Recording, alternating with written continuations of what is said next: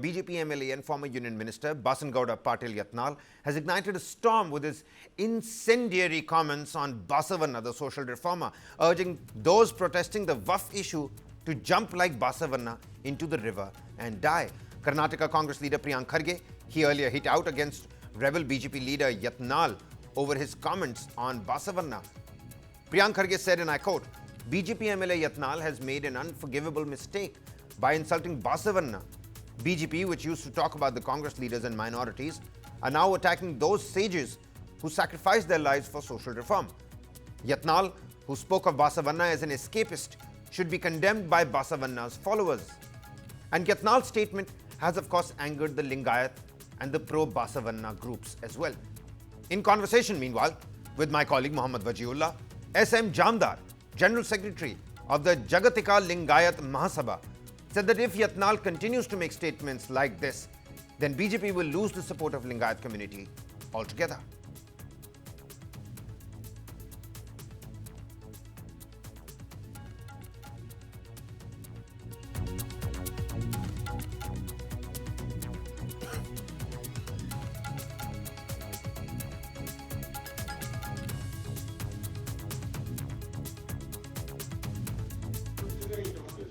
Hello.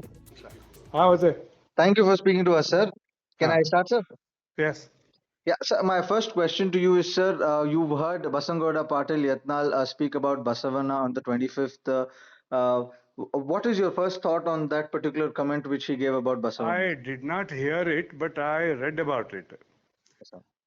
Number one. Number two, he made one casual, irresponsible statement. Yeah, there was no need for him to bring in Basavanna's name there. He was talking to provoke Muslims or Hindus against Muslims or Muslims for a Waqf, etc.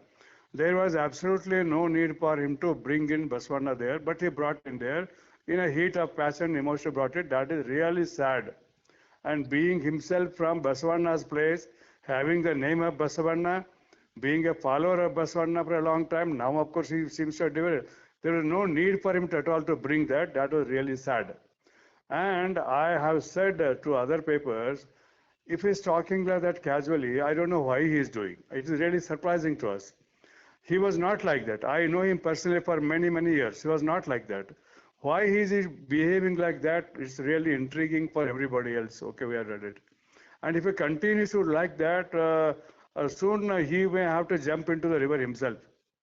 Sir, also one last question I would want to ask you because for our viewers in the north, because in south we have an idea about who Basavanna is, be it Muslims or Hindus, both respect him in large numbers. But if you could give us an idea about who Basavanna was and why such a statement would be contradictory to Basavanna's ideology.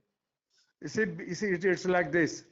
Basavanna's ideology for a long time was unknown to India beyond Karnataka. Okay, so that was the first point. That is because Basavannas and all Sharanas, they wrote in Kannada, and whole revolution took place in Kannada. As a result of which, Kannada is not a Deva Bhasha, it is a vernacular language, and ancient people would not take anything other than Sanskrit as holy. So whereas Buddha and Mahavira, these people wrote in Pali and Ardhmagadhi, which are the dialects of Sanskrit. So they became very famous. They became very famous, whereas Basavanna and Saranas, though their thoughts were universal, their appeal was universal, their principles were universal, it was not known outside. So there are so many books in which even include devotional movement and many other things where Basavanna's name does not figure at all. It is really sad because of language problem. Now that his book, his and all Sarana's books and vachanas have been translated into 23 languages, people are coming to know about it, particularly from 2017, when these big rallies took place in Karnataka, Maharashtra. People outside these states, what in India and outside, they started thinking, what is this about? Who is Basavanna? Who are Sharanas and all that? So that curiosity has got into it.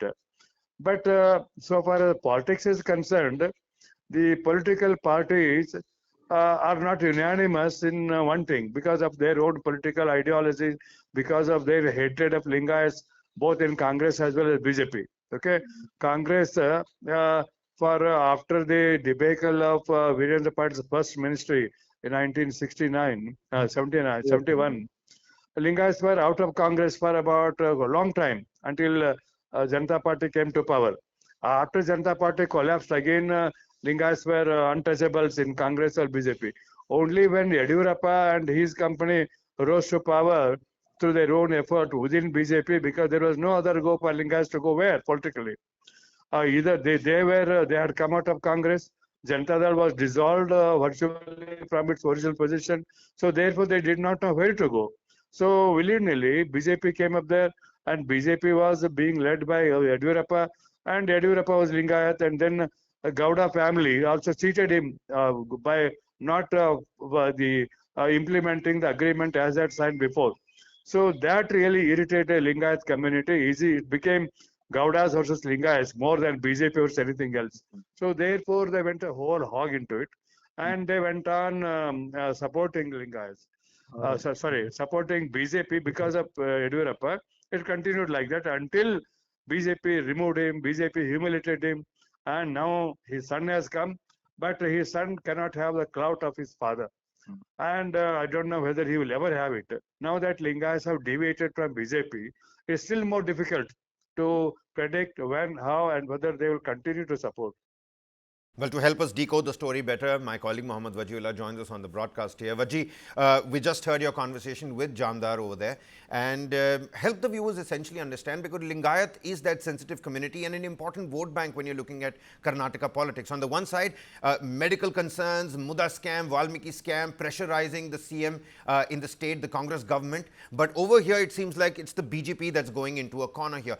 Help the viewers understand how important the Lingayats are, and what is this entire controversy all about?